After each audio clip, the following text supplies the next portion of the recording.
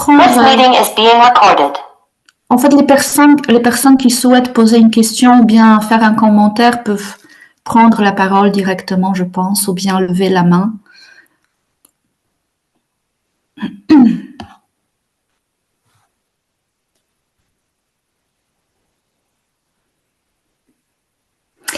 Bon, alors pour le moment, il n'y a pas de réaction. Alors, je vais peut-être faire un commentaire. Alors, de parmi différents emplois que vous avez cités, il y en a un qui a attiré mon attention en particulier. En fait, parmi différents équivalents, voilà, les exemples et les équivalents polonais. Il y en a un qui a attiré mon attention en particulier, c'est-à-dire le verbe napływać, en parlant des sons musicaux. Napływały dźwięki, apparemment, c'était quelque chose comme ça.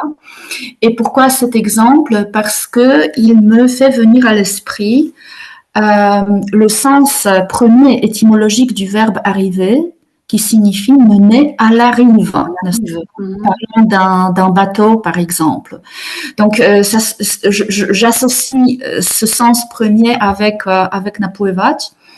Et donc, je voudrais vous demander, parce que en fait, vous avez situé votre recherche en perspective synchronique, mais est-ce que le fait, en fait, cette évolution de mener à la rive vers se déplacer et ensuite exprimer toutes sortes, en fait, toutes les autres valeurs que vous avez mentionnées, la valeur fréquentative, etc.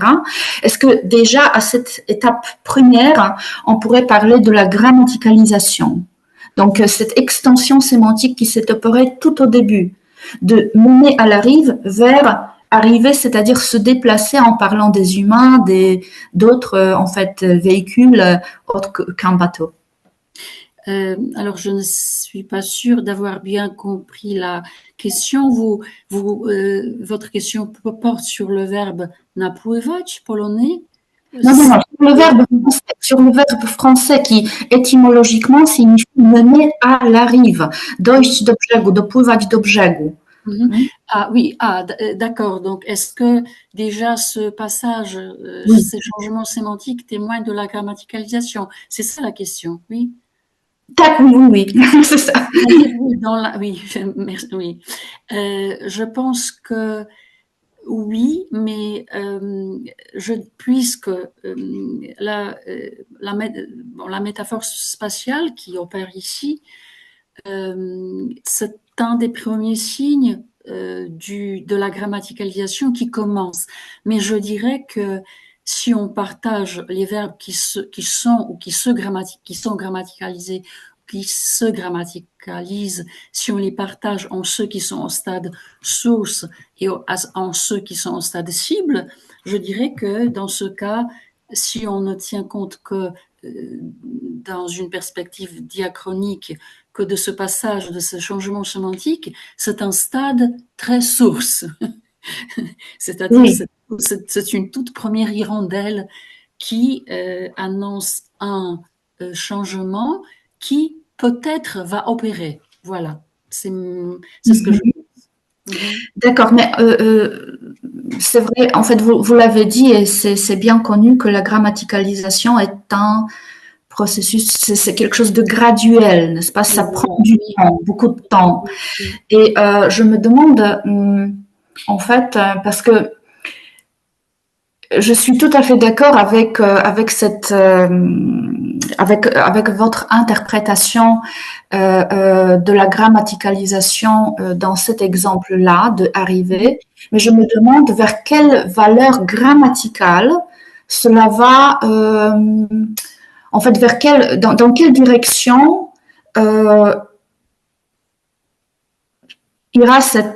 continuera cette grammaticalisation du verbe avoir. Comment, en fait, vers quelle valeur grammaticale?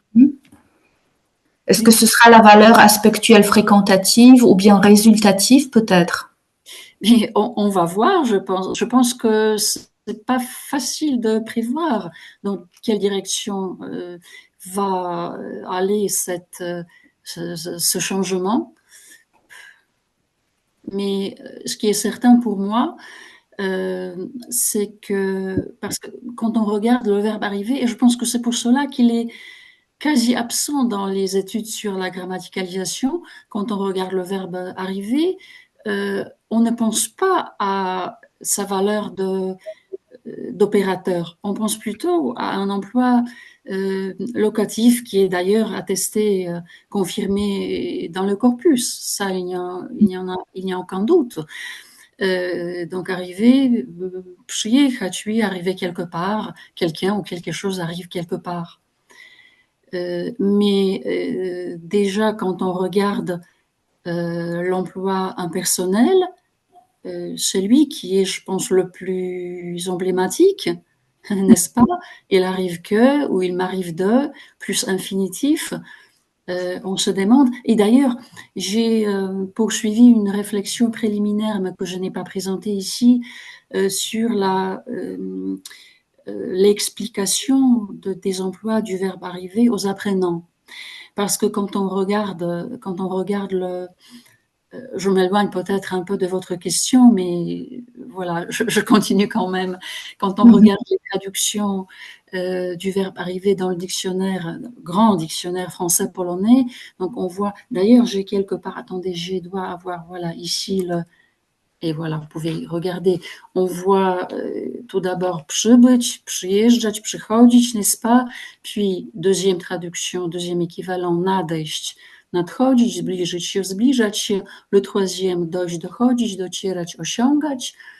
Et le quatrième, zdołać, potrafić. Et puis, donc, comme verbe impersonnel, il arrive que, zdarza się, że. Et quand on lit, je pense que quand on lit les textes français,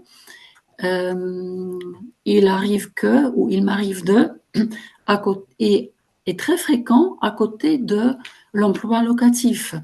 Et j'étais en train de réfléchir donc comment expliquer cette valeur et quel est l'équivalent polonais pour les apprenants. Je pense que si on tient compte du fait que ce verbe se grammaticalise et commence à avoir des propriétés d'un semi-auxiliaire, comme je ne le compare pas à être ni à avoir, même pas à venir ou aller, mais un peu, pourquoi pas, on comprend mieux que voilà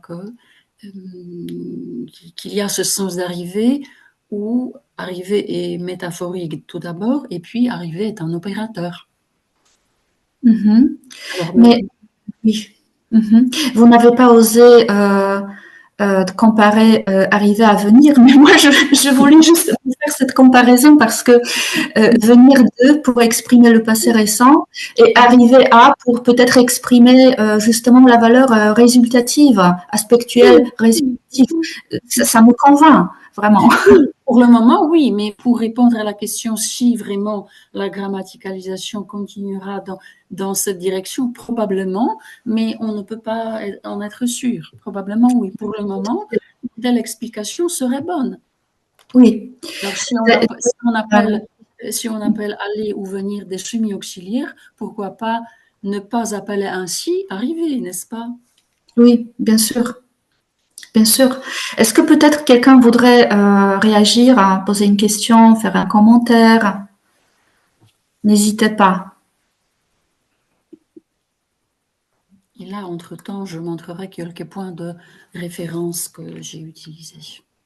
J'ai une petite remarque.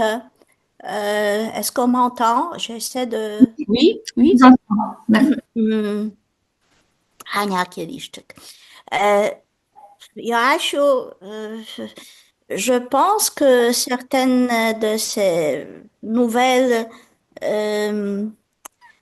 occurrences du verbe arriver sont bien installées dans la langue, n'est-ce pas? D'après ce que tu as dit, d'après le nombre d'occurrences, je trouve que on en a la preuve aussi dans les procès de formation de mots nouveaux.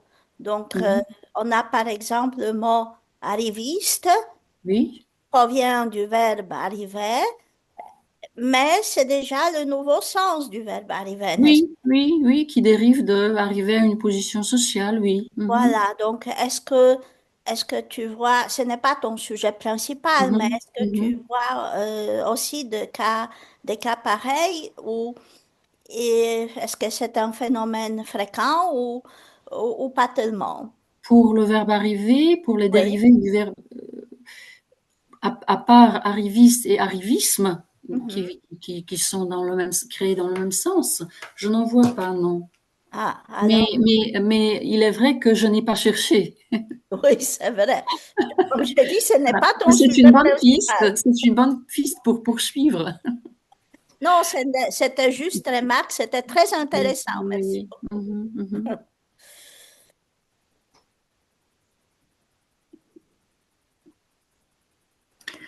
Merci. Est-ce que peut-être il y aurait d'autres remarques ou questions? Moi, peut-être une petite question. Alors, tout d'abord, je vous remercie de cette présentation qui me semble énormément fascinante. Euh, J'aimerais vous poser une petite question concernant le corpus de recherche parce que je n'ai pas très bien retenu quelle est Mhm, la provenance temporelle de ces romans enfin, de ces textes mhm, littéraires mhm, que vous avez analysés, qui font partie du corpus. Et mhm. une autre question qui en résulte, euh, est-ce que vous pensez que certains emplois du verbe arriver dans sa version grammaticalisée peuvent être plus fréquents, par exemple, dans la communication quotidienne, dans la enfin, dans les corpus, oral, par exemple, parce que on sait bien que le langage utilisé dans les textes littéraires est relativement, enfin, je dirais, normatif. Donc, il s'agit des constructions qui fonctionnent déjà bien dans la langue. Je vois Madame Kaliska ne pas.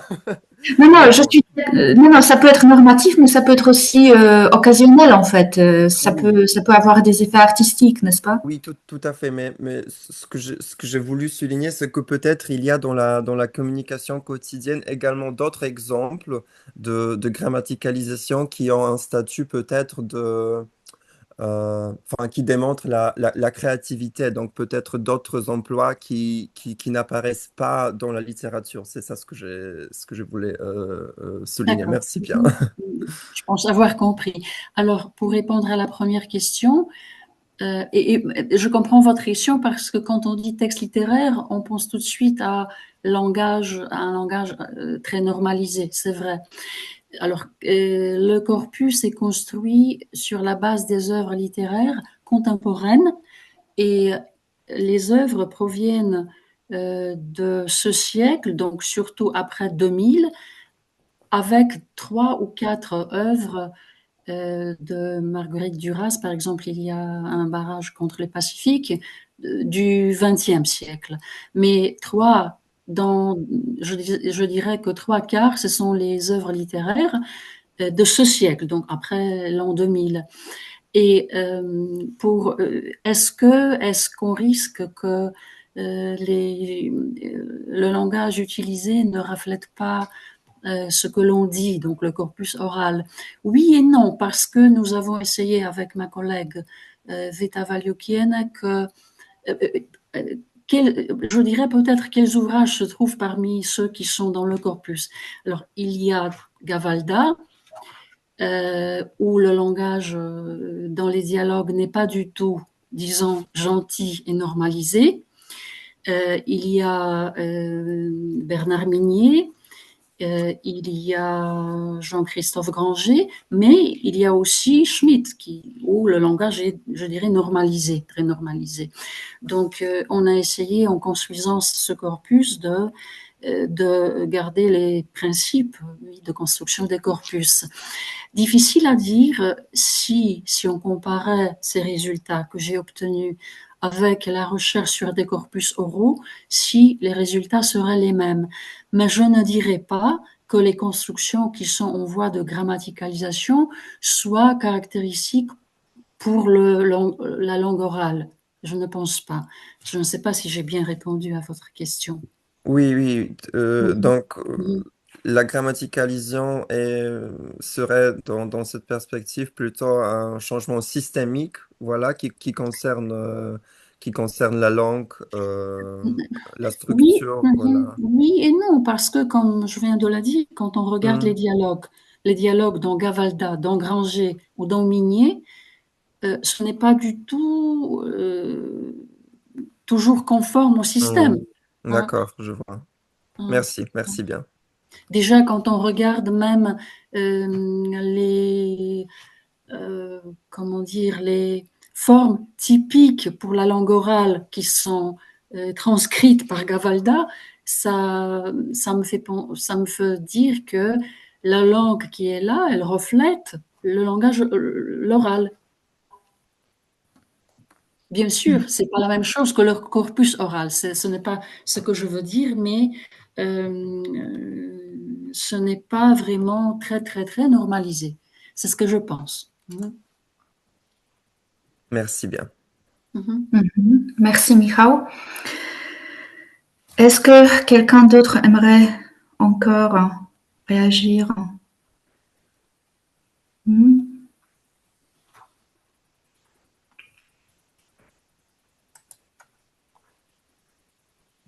Bah, sinon, Oui, Renata. oui, j'interviens parce que j'aimerais quand même remercier moi-même Johanna, surtout d'avoir respecté le temps et de nous présenter des choses très intéressantes. Bah, le temps qui nous gâte aujourd'hui à l'extérieur, donc on n'aimerait pas trop vous retenir en vous invitant bien sûr à la conférence suivante qui aura lieu seulement le 31 mai et qui sera assurée par Piotr Satkowski de l'Université de Toruń. Euh, et encore juste un tout petit mot concernant notre premier numéro de l'infolettre. J'invite tous les membres à y contribuer pour le deuxième numéro.